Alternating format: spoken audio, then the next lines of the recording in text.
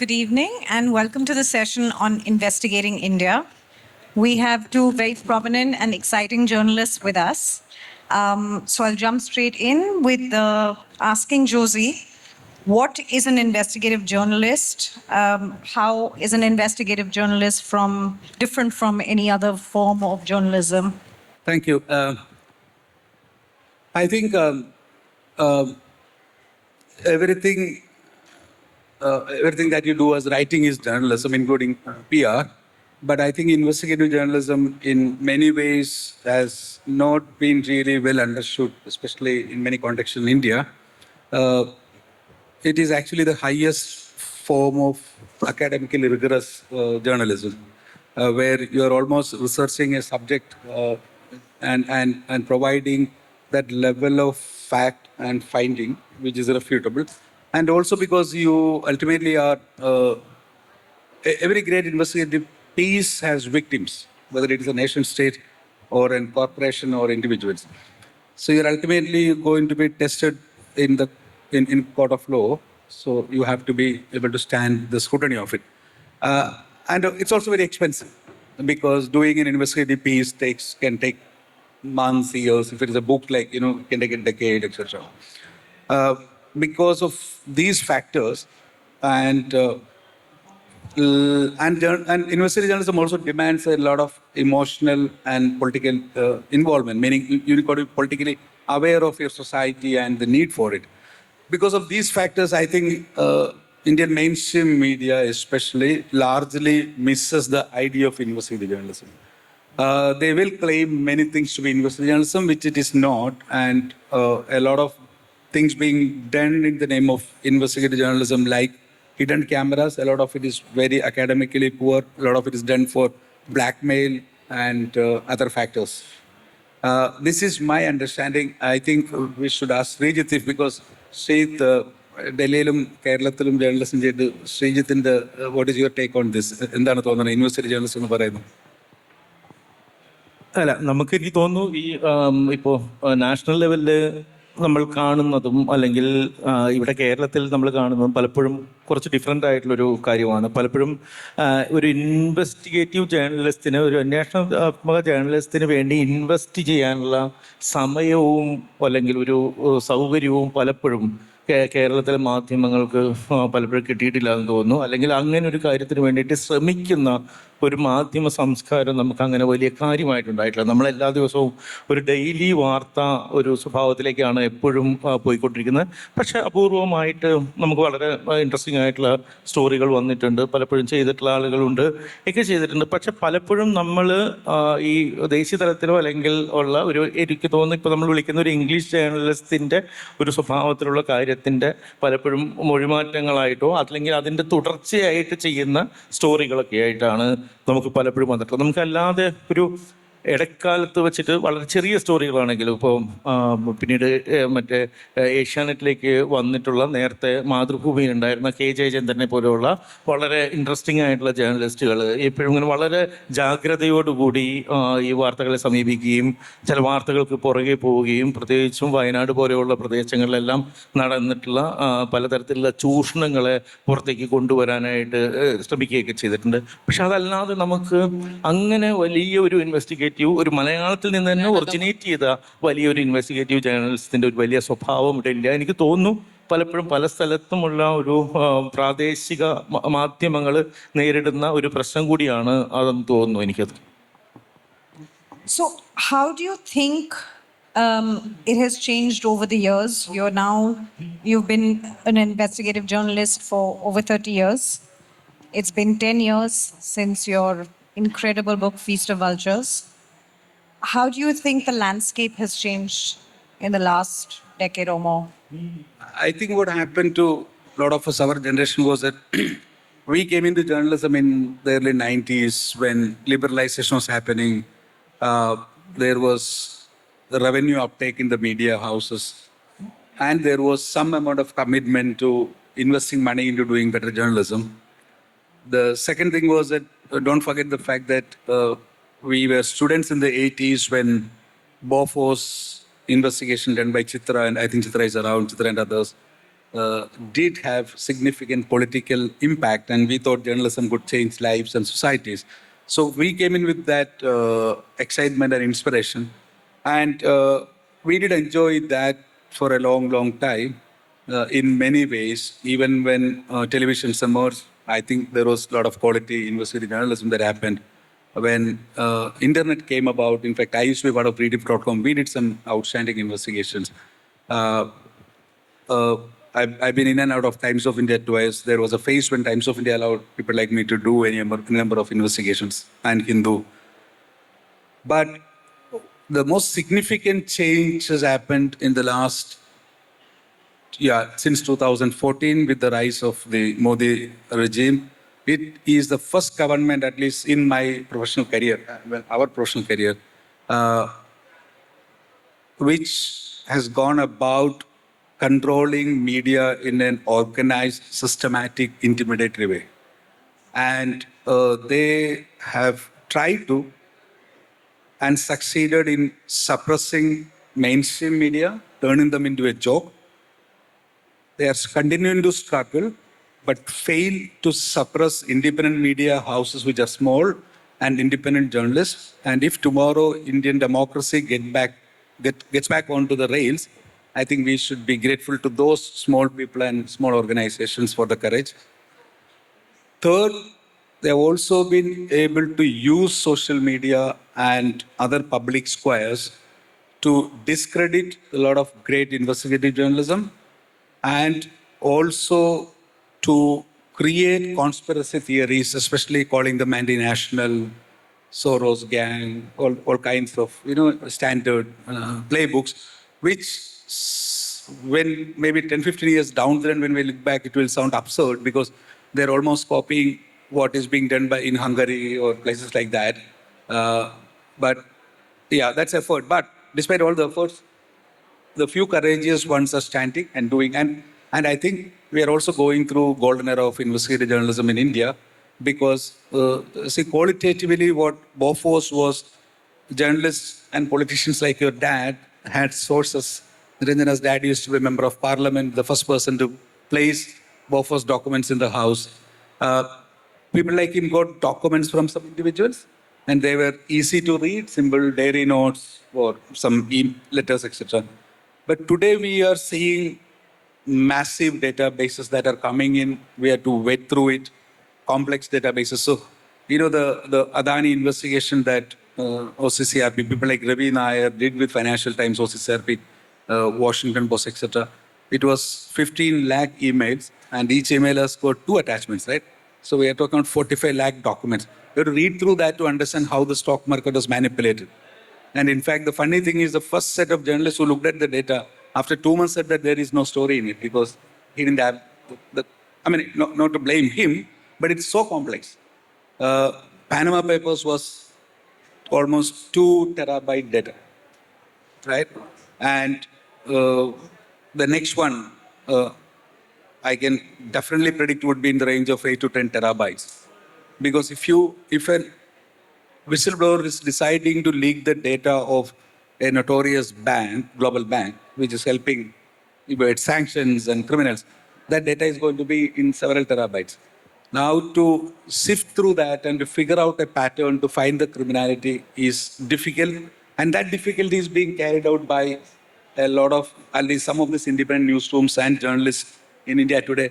So what is happening is that they have taken a huge leap of capability thanks to the oppressive realities. And the mainstream media is still in nursery school. And I don't think the mainstream media with the present lot of journalists will ever catch up with that kind of quality. So I think thanks to Modi, Indian media, at least some of them have been working with international media. They're being respected. They're, putting their bylines out there. What do you think, Steve? അത്തരമൊരു സാഹചര്യം ഉണ്ട് ഇവിടെ. നമുക്കെന്ന് വെച്ചിട്ടുണ്ടെങ്കിൽ അതേപോലെ തന്നെ നമ്മൾ ഇപ്പോൾ കേരളത്തിലേക്ക് വന്നാലും അല്ലെങ്കിൽ മലയാള മാധ്യമങ്ങളിലേക്ക് വന്നാലും നമുക്ക് ഇത്തരത്തിൽ ഒരു ദീർഘമായ ഒരു ഇൻവെസ്റ്റിഗേഷൻ സാധനത്തിൻ്റെ ഒരു സ്വഭാവമെല്ലാം മാറിയിട്ടുണ്ട്. പുതിയ മാധ്യമങ്ങളുടെ ഒരു സ്വഭാവത്തിൻ്റെയൊക്കെ ഉണ്ട്. എല്ലാ രീതിയിലും. ഇപ്പോൾ നമ്മളൊരു കാലത്ത് ഇവിടെ കേരളം ഭയങ്കര സജീവമായിട്ട് ഇതേപോലെ തന്നെ നമ്മളിപ്പോൾ ഫോഴ്സ് ആണെങ്കിലും അത്തരം കാര്യങ്ങളെല്ലാം ചർച്ച ചെയ്തിട്ടുണ്ട്. നമ്മൾ ആദർശ് മറ്റേ ഫ്ലാറ്റ് അഴിമതി ഭയങ്കരമായിട്ട് കേരളത്തിൽ വലിയ കാര്യത്തിൽ ഡിസ്കസ് ചെയ്തിട്ടുണ്ട്. അതിനെ തുടർന്ന് ഉണ്ടായിട്ടുള്ള കാര്യങ്ങൾ. പക്ഷേ ഇപ്പോൾ കുറച്ചായിട്ട് നമുക്ക് അത്തരമുള്ള ഒരു സീരിയസ് ആയിട്ടുള്ള ഒരു ഇൻവെസ്റ്റിഗേഷനോ പ്രശ്നങ്ങളോ സംഭവങ്ങൾ, ഉദാഹരണത്തിന് ഇപ്പോൾ അഴിമുഖം മറ്റേ പല ഒരു നമ്മൾ മീഡിയയോട് ചേർന്ന് നമ്മൾ അദാനിയുടെ മറ്റേ പുതിയ തരത്തിലുള്ള എങ്ങനെയാണ് ഈ പാരമ്പര്യേതര ഊർജ മറ്റേ ഒരു പ്ലാന്റ് ഇന്ത്യയുടെ മുഴുവൻ ഒരു നിയമങ്ങളും മറികടന്നുകൊണ്ട് അതിർത്തിയിലേക്ക്, ഇവിടെ അതിർത്തി എന്നുള്ളതും ഇതേപോലെയുള്ള ദേശീയത, അതിർത്തിയെ സംബന്ധിച്ചുള്ള ദേശീയത വലിയ വീര്യമായിട്ട് ചർച്ച ചെയ്യുന്ന ഒരു ഗവൺമെൻറ്റിൻ്റെ കീഴിലാണ് അത് സംഭവിക്കുന്നത്. അത് നമ്മൾ ഇവിടെ കൊണ്ടുവന്നു. ദേശീയ തലത്തിൽ നമ്മുടെ പാർലമെൻറ്റിൽ അത് വലിയ ക്വസ്റ്റനായിട്ട് ഉയർന്നു. പക്ഷേ കേരളത്തിലൊന്നും ഒരു മാധ്യമങ്ങൾ പോലും അല്ല, ആദ്യം റിപ്പോർട്ട് ചെയ്യുന്ന വരുന്നത് മലയാള മാധ്യമത്തിലാണ്. എന്നിട്ട് പോലും കേരളത്തിൽ അത് മാധ്യമങ്ങൾ ചർച്ച ചെയ്തിട്ടില്ല. അതുപോലെ തന്നെ ഇപ്പോൾ കേരളത്തിലെ ഒരു വലിയ ഒരു അറിയപ്പെടുന്ന ഒരു വ്യവസായിയെ കുറിച്ചിട്ടുള്ള അയാളുടെ ലോകത്തെക്കുറിച്ചുള്ള വാർത്തകൾ പുറത്തു കൊണ്ടുവരുന്നു. I should stop here and tell you something what Sreejith is talking about. So we are both involved with Adimugam, but the fact is that there is somebody called Bobby Chamanu. He runs a jewelry showroom. He's one of the biggest advertisers in India. He has largely illegally built a Ponzi scheme using LLPs, weakness in the LLP laws. So you can add any number of partners and give interest even if you don't make any profit. So the Ponzi scheme is real and running, and they already is in the negative of over 400 crore rupees. So you can see it, and it's being reported by a small number of reporters from Sreejith's team and the News Minute in Bangalore, and they've exposed it. Not one Malayalam mainstream media touches it because Bobby Chammanar is also one of the biggest advertisers in Kerala media houses. So they don't care about the victims. One day there will be victims. Blood will be there, right? It's not a victimless crime. They don't bother about that, the mainstream media, because they get enough advertisements and a significant revenue from Bobby. Yeah. So what he's saying is, I'm just trying to tell in my mediocre English, is that even in Malayalam, they're trying to do competent stuff, and that's being done by the smaller guys, the small men in the big rooms. So not only is it a lonely road, but it's also very difficult financially. And to make it financially, I won't use the word viable, but perhaps to be able to do more work, there needs to be some kind of financial support. Yeah. So how does one go about it? We've also seen and we've spoken about how there's transformation of the written word into other forms of content. Is that something that's sustainable? What are the models you're looking at? I think there are various models being tried out. One, if you see News Laundry, which is purely subscription advertisement-free model, where they're saying that we won't take any advertisement, we'll work on the subscribers' money. Mm-hmm. Second is advertisement plus subscriptions. Then there is the wire kind of the donations model, which is, but in my theory, none of it is scalable beyond a point, because if you see News Laundry, it is maybe 10, 12 crore rupee business. I don't know when. Can it hit 100 crore rupee business? Can it reach 1 billion people? Doubtful. And that is where I think the new forms are important. I just want to ask you that you co-produced Stolen, right? I don't know if you've seen Stolen on Amazon Prime. It's Amazon, right? Yeah. It's a brilliant movie about human trafficking and... Yeah. Human trafficking, the elements of fact-checking and how it's... So why did you decide to co-produce that movie? Mostly because of the story in terms of social impact. There were many layered parts to the story, to the film. The starting of seeing two different versions of India and how differently the two Indias relate to circumstances. Many of us who come from privileged backgrounds can turn around, walk away from a situation, but here both brothers belong to a privileged background. One wants to give money and walk away, which for majority of the people is an understandable position to take. But the other brother wants to get involved, save, rescue, whatever, help. And then it leads them into this journey to look for this baby who's been stolen. I think the interesting part was also rumor mongering. We've seen what happens with it. We've seen so many deaths, lynchings. Yeah. So I mean, that's something we can talk about in a bit in terms of fact checking as well.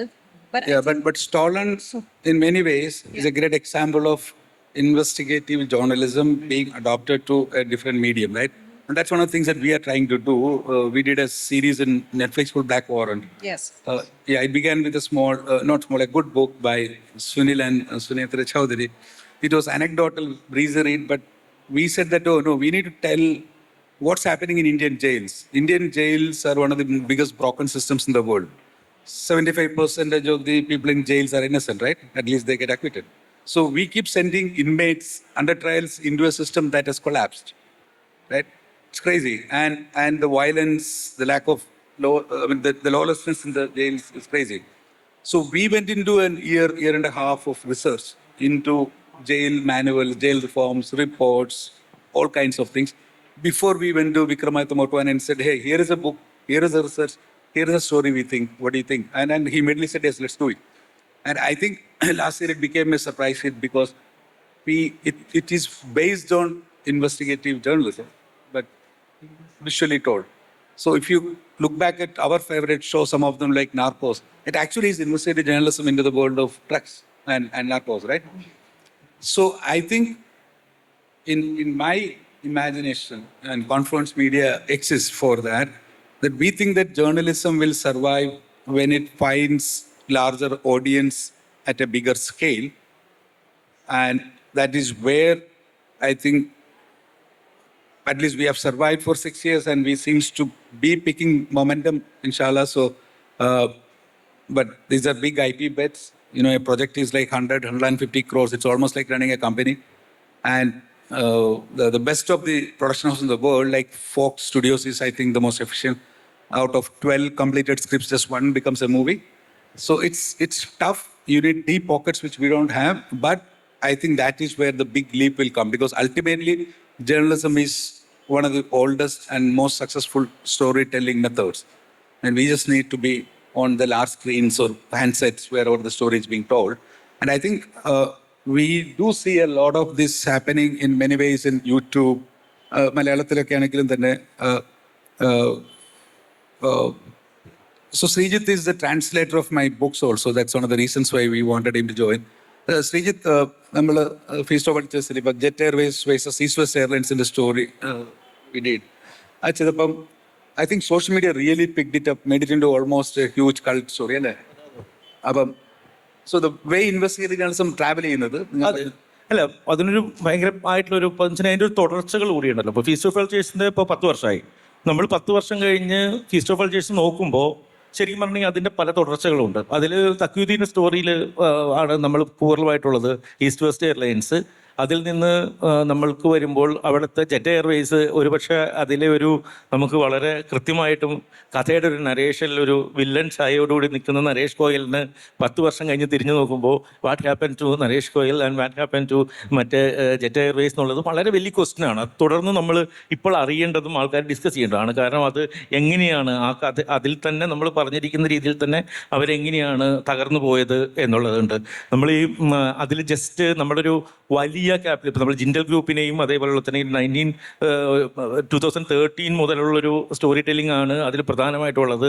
തിരിച്ചു പോയിട്ട് നോക്കുമ്പോൾ Jindal group എങ്ങനെയാണ് അക്കാലത്തെ ഭരണാധികാരികളുടെ സഹായത്തോടു കൂടി ഛത്തീസ്ഗഡിൽ എങ്ങനെയാണ് മറ്റേ ഒരു തരത്തിലുള്ള വലിയ പ്രശ്നം നടത്തിയത്. അത് കഴിഞ്ഞ് ഇപ്പോൾ തിരിഞ്ഞു നോക്കുമ്പോൾ നമ്മൾ അതിൽ വലിയ കാര്യമായിട്ട് പരാമർശിക്കാത്ത Adani is becoming more bigger and bigger power. അവർ മറ്റേ ഈ പറയുന്ന വേദാന്തയെയോ അല്ലെങ്കിൽ ജിൻഡൽ ഗ്രൂപ്പിനെ എല്ലാം മറികടന്ന് ഒരു വലിയ പവറായിട്ട് അദാനി ഗ്രൂപ്പ് മാറിയിരിക്കുന്നു. അതിൽ നമ്മൾ പറഞ്ഞു പോകുന്നുള്ളൂ ഹൗ ബിസിനസ്മെൻ എങ്ങനെയാണ് പൊളിറ്റീഷ്യൻസ് ആയിട്ട് മാറുന്നത്, അവരെങ്ങനെയാണ് പണം നൽകിയും സ്വാധീനം ചെലുത്തിയും they are becoming Rajya Sabha members, they are becoming parliamentarians and they are creating laws എന്ന് പറയുന്നു. ഇപ്പോൾ നോക്കൂ, അതിൽ പറഞ്ഞു പോയിരിക്കുന്ന Rajeev Chandrasekharan has become a minister, he became the BJP president of Kerala and he become in the main stream media. അപ്പോൾ അത് അദ്ദേഹം ഒരു പറയുന്ന ചാനലുകൾ വിലയ്ക്ക് വാങ്ങി ആ രീതിയിലേക്ക് മാറി. അപ്പോൾ ആഫ്റ്റർ 10 years ജോസി അതിൽ പറഞ്ഞ കാര്യങ്ങൾ കുറേ കൂടി ഒരു ബിഗർ ഇഷ്യൂസ് ആയിട്ട് ഒരു പറയുന്ന ഒരു ബിഗർ ഗോസ്റ്റുകളായിട്ടോ ബിഗർ വലിയ ഇതായിട്ടോ ഇപ്പോൾ നമ്മുടെ മുന്നിലുണ്ട്. സോ ഐ തിങ്ക് നമ്മൾ ഇതിന് വീണ്ടും വീണ്ടും ഫീസ്റ്റ് ഓഫ് വൾച്ചേഴ്സ് എഴുതേണ്ട കാര്യങ്ങൾ, ദർ ആർ മോർ വൾച്ചേഴ്സ് ഉണ്ട്. അവരുടെ ഫീസ്റ്റ് കുറേ കൂടി ബിഗർ ആയിക്കൊണ്ടിരിക്കുകയാണ്. ദാറ്റ് ബിക്കം ലൈക്ക് ഭയങ്കര വലിയ ഫീസ്റ്റുകൾ നടന്നുകൊണ്ടിരിക്കുകയാണ് അവിടെ. നമുക്ക് കൂടുതലായിട്ട് ഇതിലേക്ക് വരേണ്ടതുകൊണ്ടെന്ന് തോന്നുന്നു. One of the reasons why I think Feast of Vultures became popular was thanks to social media, YouTube and Facebook. People took it up. The stories travel. So I'm saying that the investigative journalism needs, or journalism needs to reinvent itself. And I think we need to be present on the screens where our average people are reading, watching, listening. Unless you are able to speak to a billion people, I don't think you are a media in a country like India, right? So I think journalism needs to reinvent. And if Feast of Vultures is an example of stories that travel, one, stories well told will travel. Second, stories need to be, and it is probably because it came in a book form and accessible to people. Third thing is that I think it needs to find, stories needs to be on the platforms where people access stories. I think one of the biggest failures of the mainstream media has been they've been lazy and lethargic. And I think they have not improved anything in their life after the last printing presses were built. They have not, after that, they've been following, the internet or the social media revolutions. So, an youngster in Harvard wants to set up a website to compare girls in his class. It becomes Facebook, and then you are trying to catch up with Facebook kind of thing. So, delinquents and tech bros are making products, and the mainstream media has been catching up. I think it is time to stop, time to think, and time to be more courageous about reimagining storytelling as journalists. And I think to me, that is a way to find the revenue and the means to tell good journalists. So how would you look at reimagining these stories? How do you see them? Documentaries, features, podcasts, or all of them? Yeah, I think all of us are consuming podcasts, documentaries, scripted series, etc., at a much larger scale than ever. In fact, on documentaries, I think we are witnessing the biggest growth in 100 years, right? In fact, documentary makers like Alex Gibney are more important than many of the investigative outfits in the world, because he tells the Dirty Money or stories like that, and the Israeli Prime Minister Bibi story, etc. He's reaching masses, billions of people. The second thing is podcasts, I think, have become very integral to our modern life, whether it's while driving or in kitchen or cooking or whatever. I mean, it's all there, and it's much more soothing and easier to consume. So podcast is another format, but I think the big money lies in the film scripted series world. And if you really look at, for example, Hollywood industry, if you keep aside the superhero movies, almost every other story that you see is largely product of a journalistic work. Somewhere there is journalism out there. And I think that's very promising to me, if you ask me. And when you talk to people like New York Times or others, they're all now setting up their own dedicated divisions for documentaries and films. They've got teams working on it, negotiating. And that's the way I think journalism should go. And I think there will come a point when mass consumption of serious news will become ordinary and normal, because you will get tired of this, doom scroll and the fake Twitter posts and Facebooks, and people will want to go back to a lot of reality and what's happening to the world. So which are some of the great investigative pieces that you have seen in the recent past that you feel do justice to the subject? Short form, long form, any journalist that you feel on the visual medium? Yeah, I mean, visually, if you see in the last few months itself, for example, I don't know how politically appropriate this to say here, because there was a time when Kerala celebrated this Vietnamese photographer who was supposed to have taken this famous photo of that naked little girl running away from napalm bombing. And he was brought here as a celebrity, but using scientific methods, figuring out the pixels, and they've been able to, a team of investigators have been able to figure out that the photo was actually taken by another anonymous journalist who never got the credit for it. I thought it was brilliant, because I don't want to take the name of the photographer or anybody else involved, but it was simple scientific investigation of one of the journalism's most celebrated images. And brilliant. If you look at, we spoke at Narcos. I don't think if we had not seen that on screen, we would not have realized how absurd and cruel and improbable that world is, right? Uh, so, Wild Wild Country as well. which one? Wild Wild Country. Wild Wild Country, I think it's a great example of how putting together a few archival videos with some interviews can be so powerful as a film and an exploration of one of the most secretive cult at one point of time. So I think every other day something is coming out. മലയാളത്തിൽ ശരിക്കും വളരെ interesting ആയിട്ടുള്ള ഒരു വളരെ research ചെയ്തിട്ടുള്ള ഒരു story ശരിക്കും പറയണമെങ്കിൽ ഒരു ടെലിവിഷൻ ചാനലിൽ വന്നിട്ടുണ്ടായിരുന്നു. ബട്ട് അത്തരം സ്റ്റോറികൾക്ക് എനിക്ക് തോന്നുന്നു ഇവിടെ ഒരു പ്രസക്തി വെച്ചിട്ടുണ്ടെങ്കിൽ ന്യൂസ് മലയാളം എന്ന് പറയുന്ന ടെലിവിഷൻ ചാനലിൻ്റെ അവരുടെ തുടക്ക സമയത്ത് ഫൗസിയ എന്ന് പറയുന്ന ഒരു journalist she has gone to meet ഏതാണ്ട് 120 സ്ത്രീകൾ അവർ ഈ പോസ്റ്റ്മോർട്ടം ഡിപ്രഷൻ മൂലം അവരുടെ തന്നെ സ്വന്തം കുട്ടികളെ കൊല്ലുകയും അതിന് ശേഷം അവർ ജയിൽ ശിക്ഷ അനുഭവിക്കുകയും ചെയ്തതാണ്. എന്താണ് അവരുടെ യഥാർത്ഥത്തിലുള്ള ഒരു പ്രശ്നം എന്തായിരുന്നെന്നോ ഒരു തരത്തിലുള്ള ഒരു മെഡിക്കൽ കെയറോ സൈക്കാട്രിക് കെയറോ ഒന്നും ഇവർക്ക് കിട്ടാതിരിക്കുകയും ദേ ആർ ബിക്കമിങ് ശരിക്കും പറഞ്ഞാൽ അവർ യഥാർത്ഥത്തിൽ വിക്ടിംസ് ആണ്. പക്ഷേ അവരെ ഈ പറഞ്ഞ രീതിയിൽ ശിക്ഷിച്ച് പലരും ജയിലിൽ കിടക്കുകയും പിന്നെ ജീവിതകാലം മുഴുവൻ ഈ കൊലപാതകത്തിൻ്റെ ഒരു ക്രൈമിൻ്റെ പോലുള്ള ഗിൽറ്റിൽ വേറെ തരത്തിലുള്ള മറ്റൊരു മാനസിക പ്രശ്നങ്ങളിൽ ജീവിച്ചു പോകുന്നു. ഭയങ്കര ഇൻട്രസ്റ്റിംഗ് ആയിട്ടുള്ള വളരെ ഡീപ്പ് ഇൻവെസ്റ്റിഗേഷൻ നടത്തിയിട്ടുള്ള മെഡിക്കൽ റിപ്പോർട്ട്സും എല്ലാം വെച്ചിട്ടുള്ള ഒരു സാധനം. പക്ഷേ പ്രശ്നം എന്ന് വെച്ചിട്ടുണ്ടെങ്കിൽ അത് അറിയിച്ചതിന് ശേഷം first day when the publish first day ശരിക്കും പറഞ്ഞിട്ടുണ്ടെങ്കിൽ നമ്മുടെ സോഷ്യൽ മീഡിയയിലും മറ്റേ ഇതിലൊക്കെ യൂട്യൂബ് ചാനലിലൊക്കെ ഇതേപോലെ ഒരു thousands of people were watching. അതിൻ്റെ നെക്സ്റ്റ് എപ്പിസോഡ്സ് വരുമ്പോഴേക്കും അത് ഹൺഡ്രഡ്സായി അതിങ്ങനെ കുറഞ്ഞ് വന്നുകൊണ്ടിരിക്കുന്നു. എന്ന് വെച്ചിട്ടുണ്ടെങ്കിൽ ഇത്രയും വലിയ ഒരു ഇൻവെസ്റ്റിഗേറ്റീവ് സ്റ്റോറി ഏറ്റവും നന്നായിട്ട് ചെയ്ത റിസർച്ച് ചെയ്തിട്ടുള്ള ഒരു സ്റ്റോറി നമുക്ക് കേരളത്തിൽ വലിയ ഒരു പാടാണ് അതിങ്ങനെ ആളുകൾ കാണാനായിട്ട്. അതൊരു ശ്രീത് പറഞ്ഞൊരു വലിയ ചലഞ്ച് ഉണ്ട്, പ്രത്യേകിച്ച് മലയാളത്തിൽ അല്ലെങ്കിൽ ഇന്ത്യയിലൊക്കെ തന്നെ. ഇപ്പം നമ്മളൊരു നല്ല ഇൻവെസ്റ്റിഗേറ്റീവ് ഡോക്യുമെൻ്ററി ചെയ്തു കഴിഞ്ഞാൽ the difficulty of getting it in a platform. Nobody wants to commission it. And if somehow you manage to do it, it's so difficult to get the attention of the audience. So the challenges remain, but despite that, I think if you take the last, especially since the streaming revolution began, if you take some of our favorite shows, except for maybe things like the young adult shows, a lot of it is actually journalism. Look at Chernobyl. What a brilliant piece of journalism it is, right? So I think there is increasing trend of journalism appearing as scripted shows, films, etc.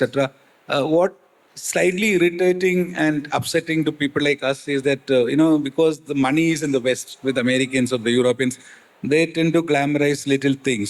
So if you see some of their investigative journalism projects, it's about I got a phone call, man, he wanted to talk to me. That is the biggest reveal of a story. And every day we get so many phone calls, man. Often it is from policemen, man, So I think it is a lack of resource, but I think we got better stories. We do much more courageous, complex, anti-establishment work, but we just don't have the resources to document them and to take it to. And when we make that a habit, I think the stories like what Sreejith said will travel. Definitely, it might come back, but we don't have the resources, and we are struggling with it. Right now, I'm trying to put together something to do a documentary on kleptocracy in India. It's crazy what's happening, right? Sreejith Varnala, Adani and all have become 100 times bigger, right? When I wrote a book, I didn't realize that we would ever have a company which has a state at its service. I mean, I thought it was always other way around, but here there is a company which has got the entire might of Modi government and its diplomacy working for it round the world. Let's talk about the hardships that you face other than monetarily and several other factors, but in terms of fact-checking, use of AI, how do you even sift through and see what is real, what is verifiable?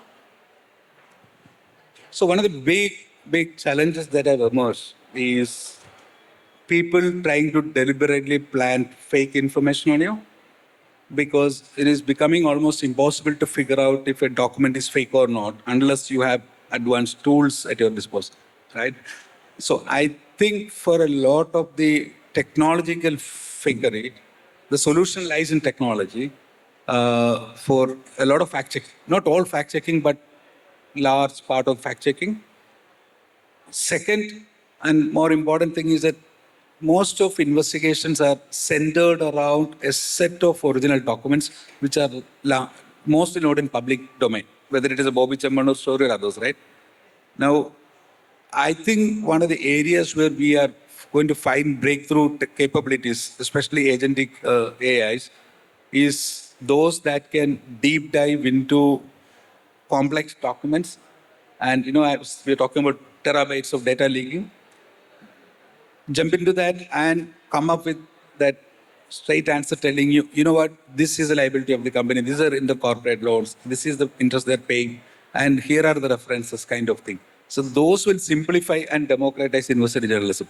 See, mind you, liberals, again, I think it's deliberate. I don't know where the conspiracy began, but investigative journalism is also controlled by a cabal of few hundred people in the world. So anytime somebody wants to do something in South Asia, invariably I'll get a call, right? Saying that, hey, we've got an investigation, would you like to look at it?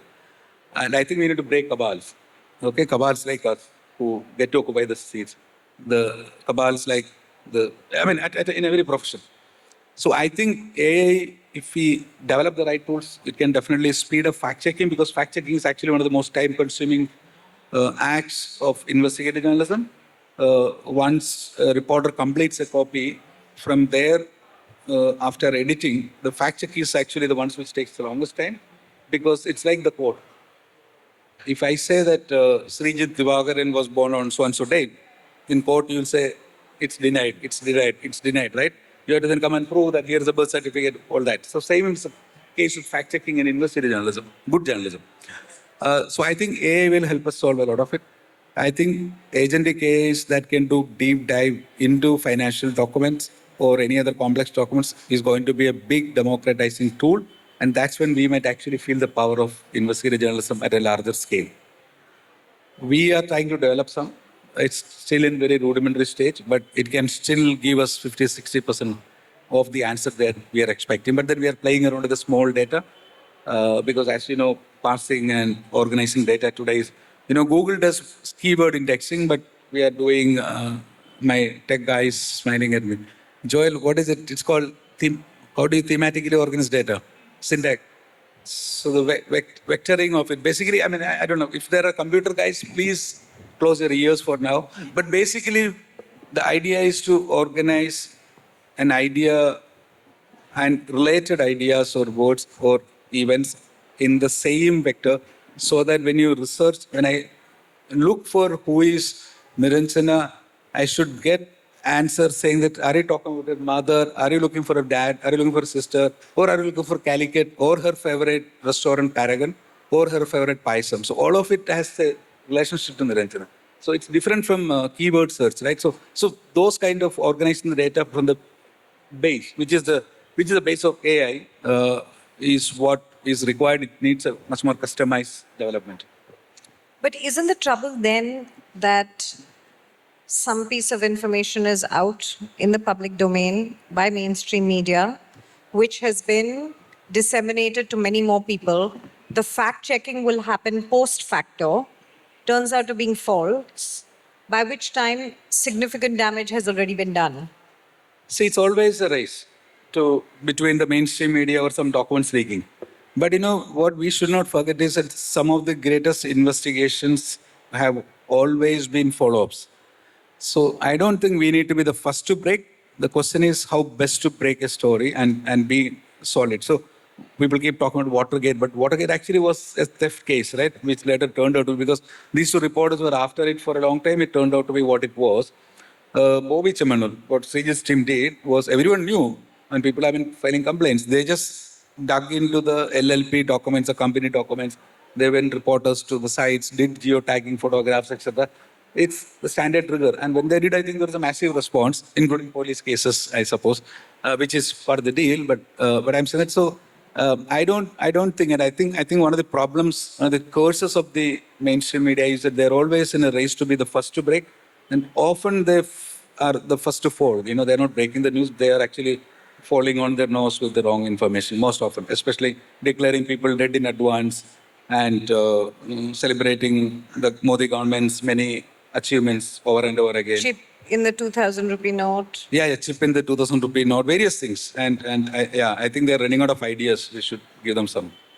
In between നമ്മൾ ഈ fact ചെക്കിൻ്റെ കാര്യം പറയുമ്പോൾ നമ്മളെപ്പോഴും നമ്മുടെ technology വെച്ചിട്ട് നമുക്ക് basically നമ്മുടെ photos, fake ന്യൂസുകൾ, പല കാര്യങ്ങളും ഇപ്പോൾ പുറത്തേക്ക് കൊണ്ടുവന്നിട്ടുണ്ട്. ഇപ്പോൾ ലോട്ട്സ് ഓഫ് തിങ്സ് നമ്മൾക്ക് മറ്റേ പലരും ചെയ്യുന്നുണ്ട്. നമ്മൾ ഇപ്പോൾ നമ്മൾ കോൺഫറൻസിൻ്റെ അവിടെ നമ്മൾ സഹായത്തോടുകൂടി ചെയ്യുന്നുണ്ട്, പലരും ചെയ്യുന്നുണ്ട്. ഇവിടെ കേരളത്തിൽ ഷാഹിന് ചെയ്യുന്നുണ്ട്, പലരും ചെയ്യുന്നുണ്ട്, പല.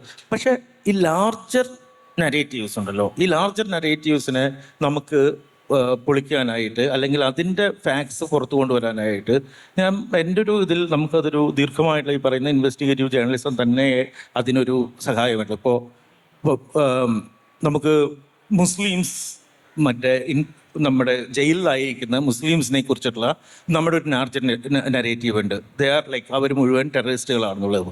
ഇപ്പം ജോസി സൈലന്റ് കൂവിൽ എങ്ങനെയാണ് ഈ വാഹിദിൻ്റെ പോലെയുള്ള ആളുകൾ ദീർഘകാലമായിട്ട് ജയിലിൽ കിടക്കുന്നത് എന്ന് അതിൻ്റേതായ രീതിയിൽ നമുക്കത് ഒരു ടെക്നോളജി വെച്ച് തെളിയിക്കാൻ പറ്റുന്ന കാര്യമല്ല. അതൊരു ടെക്നോളജിയുടെ ഒരു സഹായവും നമുക്ക് പോരാ. അതിന് നമുക്ക് ദീർഘമായിട്ടുള്ള കാലമായിട്ടുള്ള നമ്മൾ ഫയലുകൾ പഠിക്കണം, മനുഷ്യരെ കാണണം, അവരുമായിട്ട് നേരിട്ട് സംസാരിക്കണം, അവരുടെ കേസ് റിപ്പോർട്ടുകൾ നോക്കണം, അതിൻ്റെ ഫാക്റ്റുകൾ നോക്കണം. ഗുജറാത്തിലെ കാര്യങ്ങൾ തുടർച്ചയായിട്ട് സംഭവിച്ചുകൊണ്ടിരിക്കുന്ന കശ്മീർ, ഇത്തരം കാര്യങ്ങൾ നമ്മൾ എങ്ങനെയാണ് ഈ ലാർജർ നരേറ്റീവ്സ് ഉണ്ടാക്കുന്ന ഈ ചെറിയ ചെറിയ കാര്യങ്ങളെ, ചെറിയ ചെറിയ കഥകളെ, ചെറിയ ചെറിയ ഫേക്ക് ആയിട്ടുള്ള ന്യൂസുകളെ നമുക്ക് ചിലപ്പോൾ ഈ ടെക്നോളജി വെച്ചിട്ട് നേരിടാൻ പറ്റും. പക്ഷേ ഒരു സൊസൈറ്റിക്ക് വേണ്ടിയിട്ട് എനിക്ക് തോന്നുന്നു ജേർണലിസത്തിന് ചെയ്യേണ്ട ഏറ്റവും വലിയൊരു കാര്യം എന്ന് പറയുന്നത് ഈ ലാർജർ നരേറ്റീവ്സിന് ബദലായിട്ട് അതിൻ്റെ യഥാർത്ഥത്തിലുള്ള ഒരു സത്യത്തെ പുറത്തു കൊണ്ടുവരുന്നത്. അപ്പോൾ സൈലന്റ് ഗൂ പോലെയുള്ളൊരു കാര്യത്തിൽ നമുക്ക് ചെയ്യുന്ന രീതിയിലേക്കുള്ള സ്റ്റോറികൾ നമുക്ക് കൊണ്ടുവരികയും അതിനെ നമ്മൾ അവതരിപ്പിക്കുകയും ചെയ്യുക എന്നുള്ളതാണ് വളരെ വളരെ പ്രധാനമാണെന്നാണ് എനിക്ക് തോന്നുന്നത്. What he's saying is so true. There is so much on the ground in the human lives, in people's houses, personal lives, that no AI, no technology can help, and people are willing to wait any long to read those stories. So he was talking about my second book, The Silent Coup, where I went documenting the story of these 13 people who were sentenced to death for 2006 bomb blast case. Now they've been acquitted, luckily, but they were in jail for several years. And I think what even the inmates I spoke to, or the people I spoke to, what struck with them after they read the book was the description of the torture or the torture chambers and the things that they used to torture people. They couldn't believe that, and they couldn't believe themselves that they endured that torture. So I think there is so much more than technology can do. I think a good editor, a good writer is, and I think that's one of the problems with the young generation, that they think that AI can solve everything. It can't. It can't replace a great sentence by a human being. So what do you think has changed for you as an author with each successive book? How have you changed as an investigative journalist with each book? No, with each book, cases come, that's part of it. But I think with each book, you also feel a sense of responsibility that, hey, if your skill at documenting corporate corruption without blacking out names and being honest has been able to withstand and create a conversation, then why don't you look at what is the Gujarat model that Modi is bringing in? And so I ended up writing Silent Go, which Sreejith has brilliantly translated into Malayalam, which was about the deep state, how security agents are available. And now then, I've been thinking that why is there so much debate around Patel-Nehru formation of India? I said, hey, investigative journalism is as good as academic research, or maybe better probably. So I've been researching on history to set the narrative right. I hope at least a few lakh people will read the book and know the truth of who made India happen, what are the contributions, who stood against the idea of India, and etc. etc. So that book is now, the first book is getting ready. It's in final edit. So I think with each book, I'm also becoming more conscious about the fact that people don't have much attention span. So I had to write more racy and more visually. And but at the same time, I also am beginning to realize that your writing has, when you document it in books and it reaches people, it percolates across various formats, platforms. So I run into directors, writers who say, "Hey, sir, that book, that scene you wrote, sorry, I copied it, kind of thing." So which you feel good about. So I think that's a transformation. But finally, to say, I also think that it is becoming a bigger responsibility for seniors like us. I've been a journalist for 30 years to enable younger journalists to do their journalism without fear or favor. And I think that's what is the biggest challenge is because when we were young, we had big newspapers to work for and good editors to work for.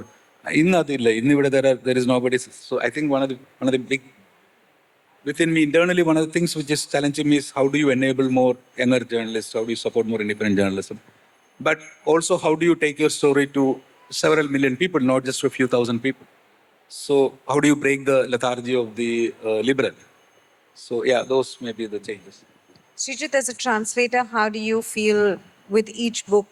How do you feel any difference in your approach?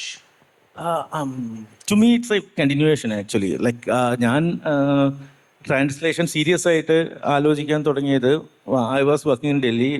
So അവിടെ നിന്നിട്ട് നമ്മൾ പല കാര്യങ്ങളും അറിയുമ്പോൾ പലതും കേരളത്തിൽ നമ്മൾ അത്ര സീരിയസ് ആയിട്ട് പല കാര്യങ്ങളും എടുക്കുന്നില്ല. Because Kerala has it's on ഒരു തരത്തിലുള്ളൊരു ഇത്തരം കാര്യങ്ങളിലൊന്നും നമ്മളെ ബാധിക്കില്ല എന്നുള്ളൊരു തോന്നൽ കേരളത്തിന് പലപ്പോഴും ഉണ്ട്. അപ്പോൾ അങ്ങനെ ചെയ്യാറുണ്ട്. ആ സമയത്താണ് ഹർതോഷ് സിംഗ് ബാൽ കാരവനിൽ ഗോൾവാൾക്കറിനെ കുറിച്ചിട്ടുള്ള ഒരു instigator, how he become an instigator of Hindutva എന്നുള്ളൊരു കാര്യം വെച്ച് ഇൻസ്റ്റിഗേറ്റർ എന്നുള്ള പേരിലൊരു വെരി ലോങ് എസ്സേ എഴുതിയിട്ടുണ്ടായിരുന്നു.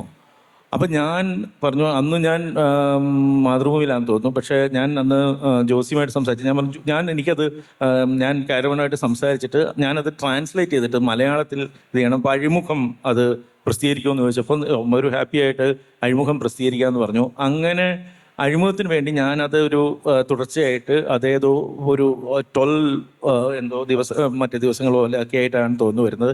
അത് പെട്ടെന്ന് വേറൊരു അപ്പം തന്നെ ഇവിടുന്ന് ഒരു കോഴിക്കോട് നടക്കുന്ന ഒരു പബ്ലിഷേഴ്സ് അത് ബുക്കാക്കിക്കോട്ടെ എന്ന് ചോദിച്ചു. അങ്ങനെ അതിന് ശേഷമാണ് ഇത് ചെയ്തത്.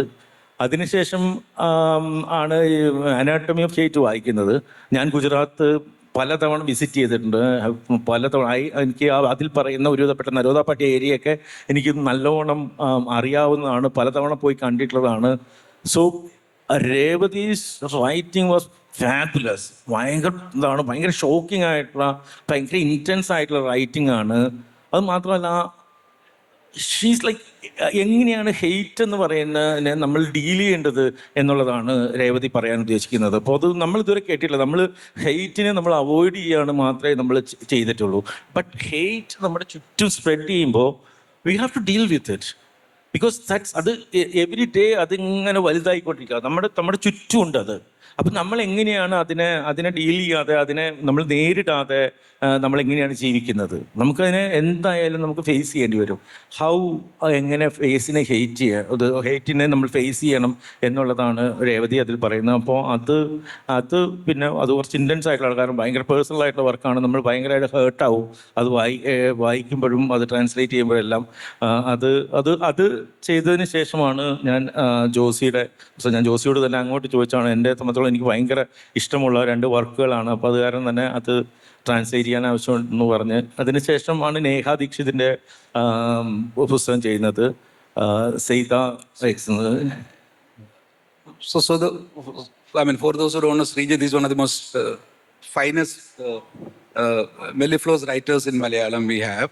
But he has dedicated last almost decade to translating some of the most important political works, including my book and Neha Dikshit's recent book and Revati Lal's book on Gujarat, etc. I just wanted to ask you something.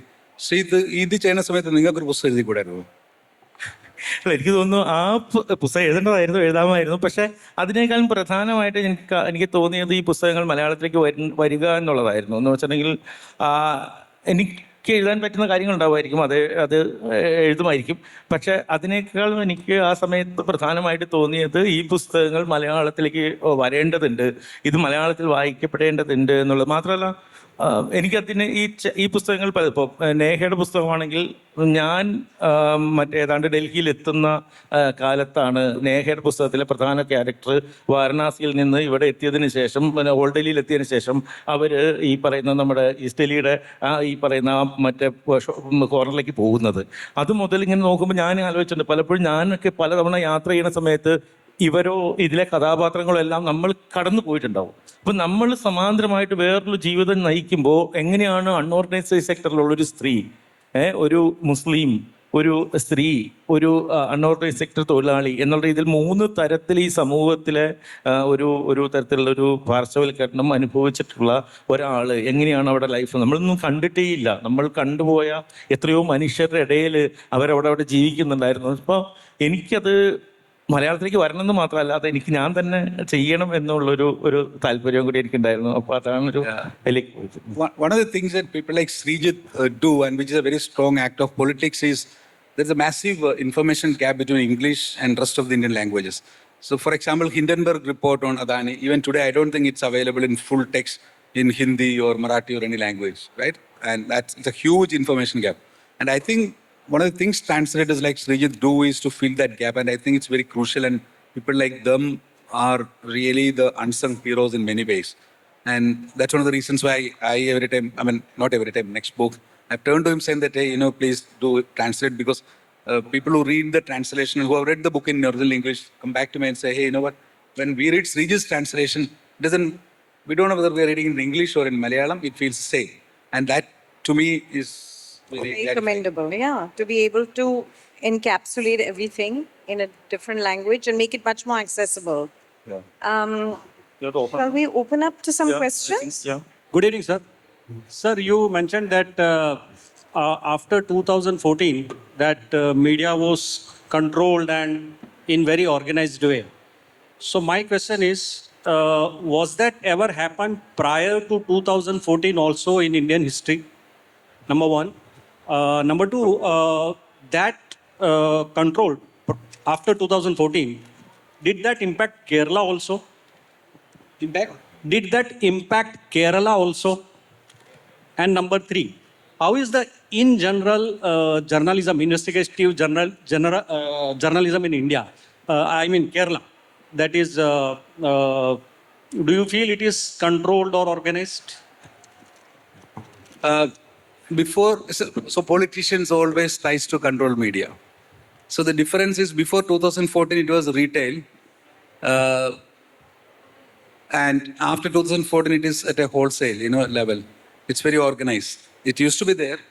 I've faced multiple privilege motions cases, etc., even in the previous regimes, but those were much more democratically done and retail level. This is very organized.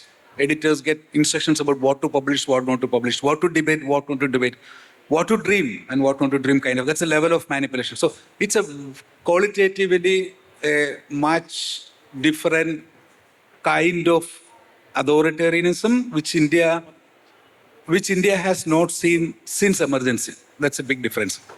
The second was your question about, Did it impact Kerala also? Oh, it is, definitely. Even the Malayalam, Sreejith has been talking about that, but Malayalam media is also phoning, the mainstream media is also phoning about Modi and his magic, so there is, it would be foolish for us to presume that the historic Malayali rebellious intellectualism is still carrying on in the mainstream newsrooms. No, it's not.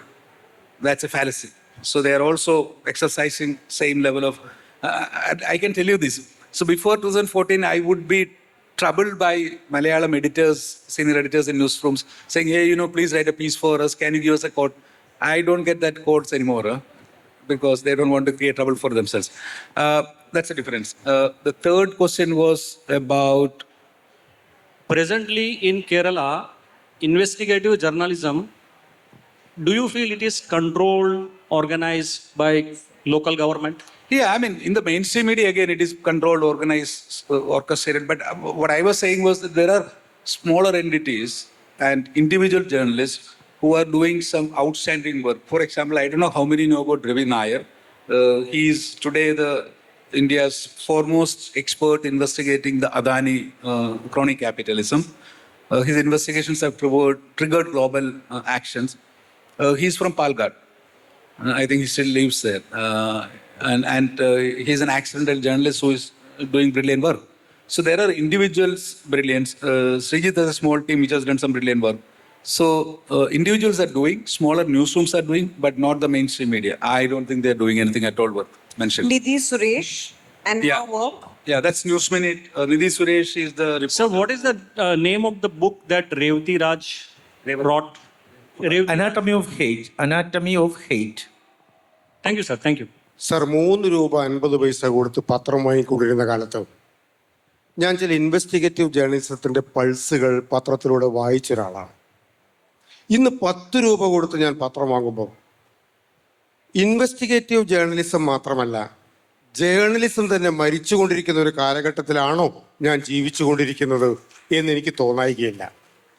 അങ്ങനെയാണെങ്കിൽ താങ്കൾ മുങ്ങിക്കൊണ്ടിരിക്കുന്ന ഒരു കപ്പലിലെ കപ്പിത്താനാണോ? എൻ്റെ ചോദ്യം അതാണ്. കപ്പലൊന്നുമില്ല സാറേ, നമ്മളും മറ്റേ ലൈഫ് ബോട്ടിൽ കിടന്ന് കൈയടിച്ചോണ്ടിരിക്കുകയാണ്. പക്ഷേ സർപ്രൈസിങ് കാര്യം എന്നറിയാം, സാർ ഇന്നും ₹10 പത്രം മേടിക്കുന്നുണ്ടെന്നുള്ളതാണ്. I think it's almost like writing the requiem for the news industry. കാരണം ഞാൻ 12 ന്യൂസ് പേപ്പർ വരെ വായിച്ചുകൊണ്ട് നാളായി, ഇൻക്ലൂഡിങ് ഇൻ ഹിന്ദി. പക്ഷെ എൻ്റെ വീട്ടിലൊരു പത്രം കയറിയിട്ട് വർഷങ്ങളായി. പക്ഷെ ഞാൻ ഇന്ന് actually I spend more on my news media consumption. So I pay to, I think ഇന്ത്യയിൽ ഒരു 1-2 പത്രത്തിന് കൊടുക്കുന്നുള്ളൂ. പക്ഷേ otherwise I pay for New York Times, Guardian, Financial Times, Wall Street Journal, Economist, New Yorker, etcetera. ഞാൻ പറഞ്ഞതെന്ന് വെച്ചാൽ ക്വാളിറ്റി ജേർണലിസം ലോകത്ത് നടപ്പുണ്ട് പലയിടത്തു നിന്നാണ് എൻ്റെ വിശ്വാസം.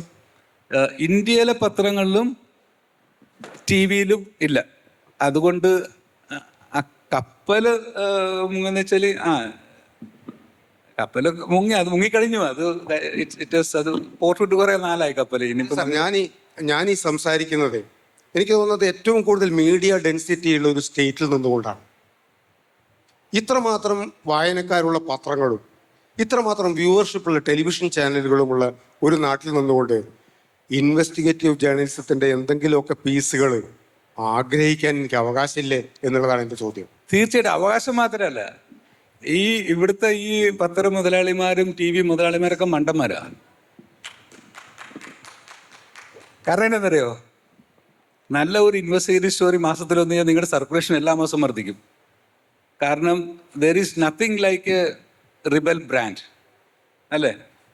പ്യുവർ അൺഅഡൽറ്റഡ് റിബല്യൻ കാണിച്ചാൽ ഈ പത്രങ്ങൾ ഇവർ മോദിക്കെതിരെ അല്ലെങ്കിൽ പിണറായി വിജയനെതിരെ നല്ല ഇൻവെസ്റ്റ്മെന്റ് ചെയ്ത് കഴിഞ്ഞാൽ അവരുടെ സർക്കുലേഷൻ കൂടത്തേ ഉള്ളൂ, അവരുടെ ബിസിനസ് വർദ്ധിക്കും. അപ്പം സ്വന്തം ഇൻട്രസ്റ്റ് എന്താന്ന് പോലും തിരിച്ചറിയാനുള്ള ബുദ്ധിയില്ലാത്ത മുതലാളിമാരാണ് ഇന്നത്തെ പത്രവും ടി വിയൊക്കെ നടത്തുന്നത്.